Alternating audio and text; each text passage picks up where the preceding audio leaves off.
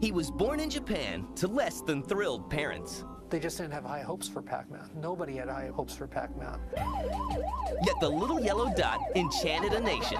For the second time in history, the Japanese mint had to start making more 100 yen pieces. And the world. Pac-Man is part of a national phenomenon that had to happen when the TV set married the computer. His popularity caused worldwide havoc. There was an American reaction to it, and it was a big reaction. It was a very angry reaction. Hear the story of his birth. Nakamura-san was afraid that Americans would alter the P on Pacman, so he changed it to Pac-Man. His defeat. I had such a tight grip over the joystick at times, I was afraid I was going to shatter it, but I managed to cheat death. And how he captured our hearts. This is the story of Pac-Man.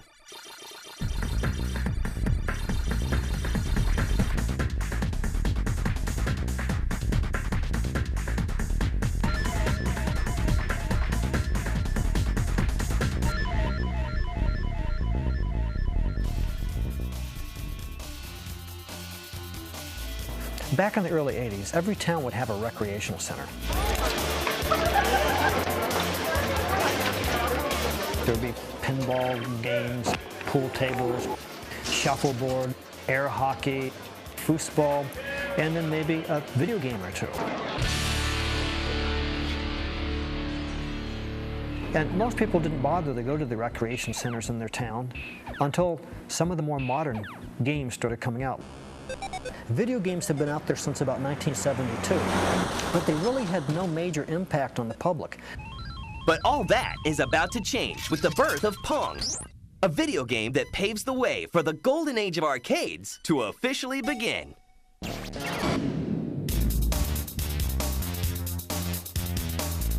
What you see here is part of a national phenomenon, a phenomenon that had to happen when the TV set married the computer.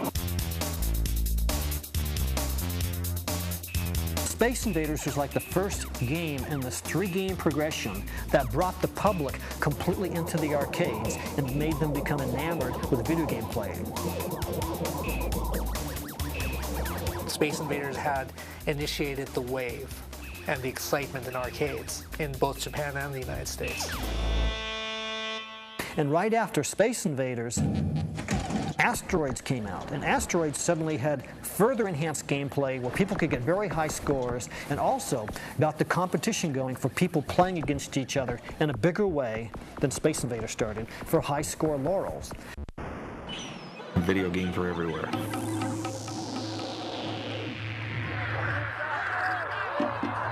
Everybody wanted to go, everybody wanted to play, everybody wanted to be the best. It starts with a quarter. By 1979, the American craze for video games is just beginning. They seem to have captured America's imagination and its pocket change as well. But on the other side of the world, a young Japanese game designer named Toru Iwatani is inventing something new, something that will change video games forever. Iwatani-san is a very interesting fellow. He came to Namco, he wanted to make video games, arcade games, based on pinball. He wanted to make a game that would appeal to women. He wanted to make a game that would be non-violent. And he wanted to make a game using the word tabaru, which was to eat. Namco's president likes the premise. Iwatani is assigned a team of 9 designers to help bring his vision to life.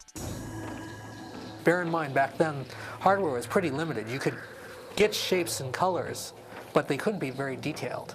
But he started the game, and one of the first things they ran into was, what does this character look like? When I interviewed Iwatani-san, he talked about going to a pizza parlor with his designers. They were eating a piece of pizza. Somebody pulled a slice out. And he looked down at the tray and there was Pac-Man staring at him. Fact or fiction? You make the call. After months of development and location testing, Pac-Man is ready for market. But he takes a back seat to a more conventional game. They made Pac-Man at the same time they made another game called Rally X. And Absolutely everybody at Namco loved Rally X. So then they took the games to a Tokyo Game Show, and everybody at the show loved Rally X. The main thing wasn't that people didn't like Pac-Man, they just didn't have high hopes for Pac-Man. Nobody had high hopes for Pac-Man. Despite the low hopes, Namco still finds an American distributor. They hooked up here with Midway Games. Midway was going to import both games. They took both games to an AMA show. Everyone loved Rally X still. Pac-Man was good. Rally X was the game of the show. And then they came out and, well, when's the last time you played Rally X?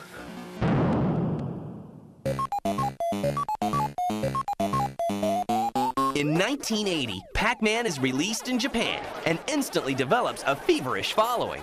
Pac-Man was a hit right off the bat. It was an immediate success in Japan. For the second time in history, the Japanese mint had to start making more 100 yen pieces because so many 100 yen pieces were sitting in the bellies of Pac-Man machines at that time.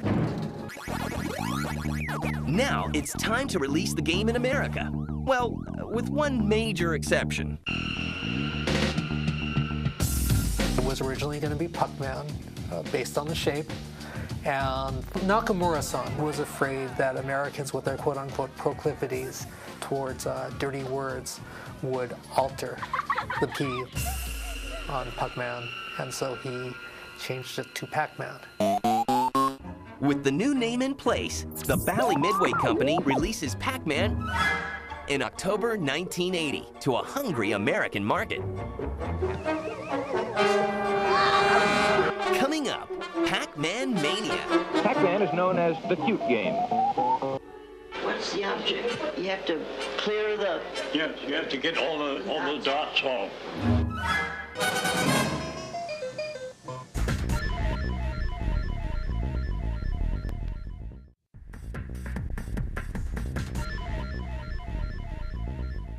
Yellow creature gobbles dots while being pursued through maze by monsters. In October 1980, Pac-Man is released in U.S. arcades, and America catches the fever. Oh, I played Pac-Man the moment it arrived at a 7-Eleven just outside of Burley, Idaho. When Pac-Man came out, it caused everybody to fall in love with video games.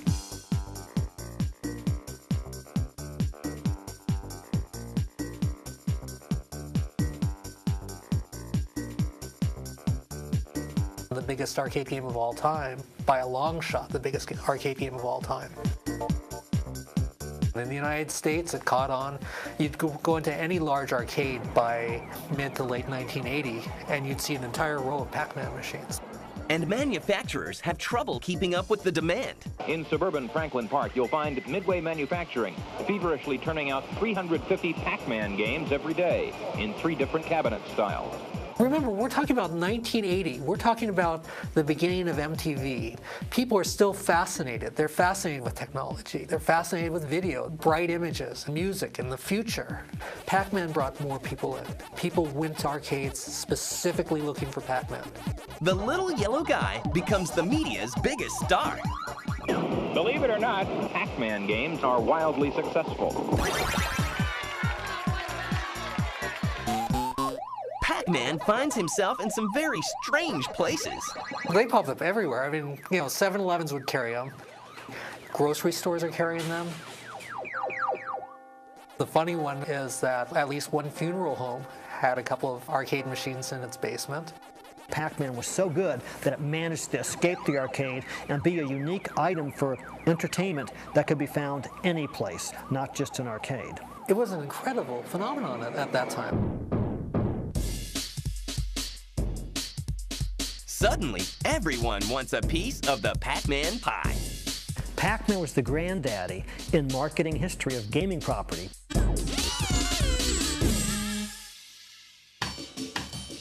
Pac-Man was the one that made it onto everybody's bed sheets, their pillowcases, their underwear. Pac-Man is everywhere. There are Pac-Man cartoons, there's a Pac-Man cereal, Pac-Man lunchboxes, Pac-Man board games. Things they wear on their wrists, things they wear around their neck, things they wear on their feet. Pac-Man trash cans, Pac-Man toilet seat. Just anything you can imagine, Pac-Man is there.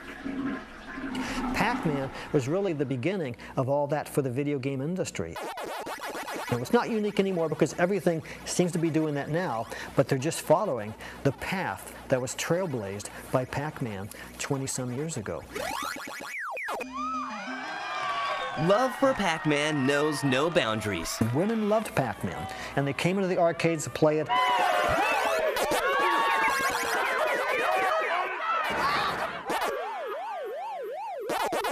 But Pac-Man causes mayhem among parents, and he finds himself on the wrong side of the law. Look at the age group that was being attracted to arcades. You know, it was a new hangout. There was concern about how much time children were playing at the arcades, that they were squandering their lunch monies at arcades. We're talking about in 1981, Americans dropped 20 billion quarters into arcade machines. They spent 75,000 man-years playing arcade games in 1981. That's a lot of time that could have been used doing homework. A lot of time that could have been used in movie theaters, according to Hollywood. A lot of time that should have been used listening to music, according to the record companies. People in all kinds of industries looked at it as a very unhealthy competition. Pac-Man becomes the poster child for the anti-video game movement. Pac-Man really was at the forefront because it was the most popular and it was an image that everyone knew. Everyone knew the little yellow ball. Clearly, that was the focal point. And there was so much press. Everybody who wanted to control and regulate and limit video gameplay, well, then it becomes sort of a renegade thing. You're a renegade if you play it, if you buck the system. You make all the older people mad, or you annoy them, or you do what they're telling you shouldn't be doing. There were big court cases where arcades were limited in the hours they could open and where they could be located. There was an American reaction to it, and it was a big reaction, and it was a very angry reaction. But the protests do little to reduce the fever. In fact, Pac-Mania is just beginning. Pac-Man had a very long lifespan. In 1981, Pac-Man was competing with Donkey Kong. But before it was competing with Centipede, and it was competing with Battlezone. I mean, Pac-Man had just these long, long legs. Pac-Man was hot right up until Ms. Pac-Man came and eclipsed it.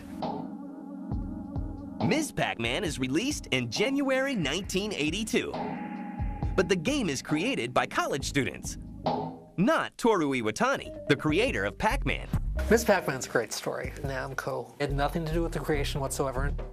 A team of MIT grad students developed an add-on board, which they attached to an existing Pac-Man board to enhance the game. They went to Midway and they said, we've got this Pac-Man add-on, would you like to buy it? And the president of Midway basically said, hey, you know, we've been looking for a sequel to Pac-Man. So they bought that add-on and they added it to Pac-Man. All they need now is a name. So originally they were going to call it Mrs. Pac-Man, but somebody said that Mrs. Pac-Man was offensive to women. So then they were going to call it Pac-Woman. But the problem was, in the cutscenes, she's a baby. And, you know, heaven forbid we show any Pac-Man promiscuity. Honey, don't you know I'm more than Pac-Man with a bow? So, a very politically correct Ms. Pac-Man is ready for the arcades. Upon release, she immediately outperforms her predecessor, selling over 115,000 units. But her fame is short-lived.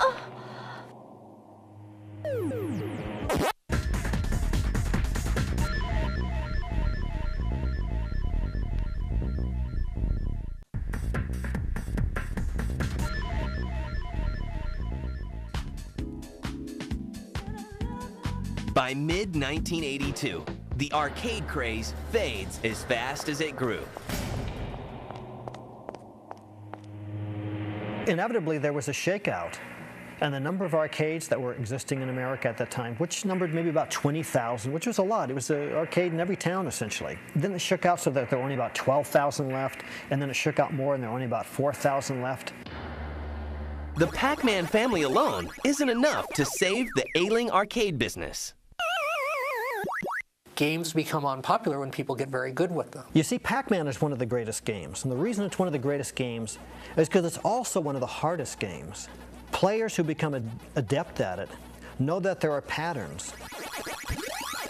And so now all of a sudden, instead of people playing for 30 seconds, now you have people who can come in, they'll drop a quarter in, and they'll play for an hour, or they'll play for 2 hours, or they'll play until they're just bored and go home. And that all of a sudden makes the arcade business extremely expensive. By this time, the public's attention has already shifted to another technological boom. In the spring of 1982, home versions of popular arcade games are flooding the market. I'd like an Atari 2600 system, please, and everything that goes with it. Everything? You sure you want everything? I want everything. Arcade knockoffs did not have to be especially good or especially attractive. They need to have decent gameplay, and they needed to have the name of the arcade game right on them. But can home consoles save Pac-Man from extinction? In April 1982, anticipation rises for Atari's version of Pac-Man for the VCS. Here comes Pac-Man, biggest game in the history of arcades. People are really excited. The pre-orders are huge. Atari is so sure that this is going to be a hit that they made more copies of Pac-Man than there were active VCSs in people's homes because people would play it, and this would be a huge hit. But the game stunk. The game really, really stunk. There was just nothing right in it. Despite the lackluster graphics, the public loves having Pac-Man in their homes. And Ms. Pac-Man follows closely behind. This Ms. plays only on the Atari 5200 Super System. Now you're talking. Attempting to cash in, competitors release their own versions of Pac-Man. There were all kinds of knockoffs. So what these companies have to do is these companies have to create something that's very Pac-Man-esque.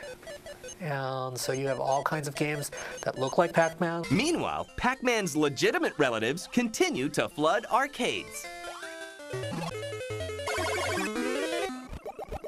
There's Junior Pac-Man, Baby Pac-Man, Super Pac-Man. There are all kinds of Pac-Mans. But all the Pac-Man spin-offs in the world can't save the arcade business. By the mid-1980s, the quarters stopped flowing. The golden age of video arcades is over. Yet Pac-Man still has his loyal fans. Over the past 20 years, Pac-Man has been released on virtually every system.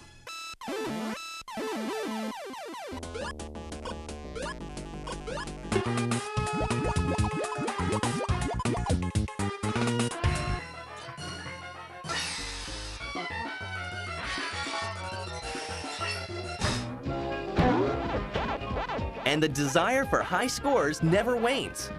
In 1999, Pac-Man finally meets his match. Billy Mitchell becomes the first person to play the perfect game. I'd say, yeah, people think I'm nuts. You have to be a little nutty to be this obsessive about something. On July 3rd, 1999, Mitchell, the president of a Florida hot sauce company, walks into New Hampshire's Fun Spot Arcade and slides a quarter into the Pac-Man machine.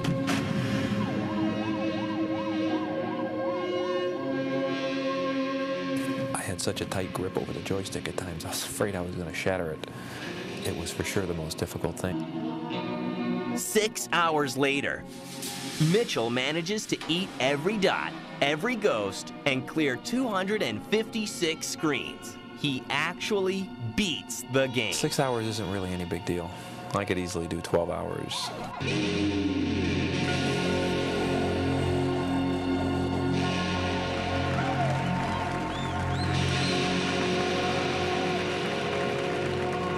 The record-breaking feat makes Mitchell somewhat of a celebrity. If I was looking for one to gain fame from, then I picked the right one. If I'm traveling someplace and if I'm traveling with Billy Mitchell, It's interesting to see the reaction that the public gives him. He has this unique persona, and people notice that, even when they don't know that he's Billy Mitchell, the world-famous Pac-Man player. Is he too old to be playing Pac-Man? Maybe. Am I too old to be doing what I do? Probably. For the young or the young at heart, Pac-Man is still evolving and still a blast to play.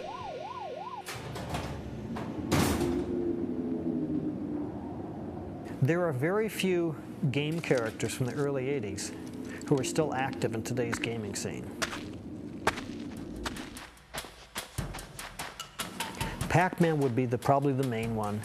Pac-Man is engraved in that gaming psyche. Pac-Man did leave an indelible mark on 20th century culture, and especially late 20th century culture. And Pac-Man continues to enchant gamers worldwide with his latest adventure. For Namco, Pac-Man is still very much alive. It's a sign that everything has gone full circle, and now the original games are being recognized and given their due once again, but in a new way. There will always be the people who are going to think about Robotron 2084 or Defender or Donkey Kong. But the biggest group will be thinking about Pac-Man when they think about arcades in the early 80s.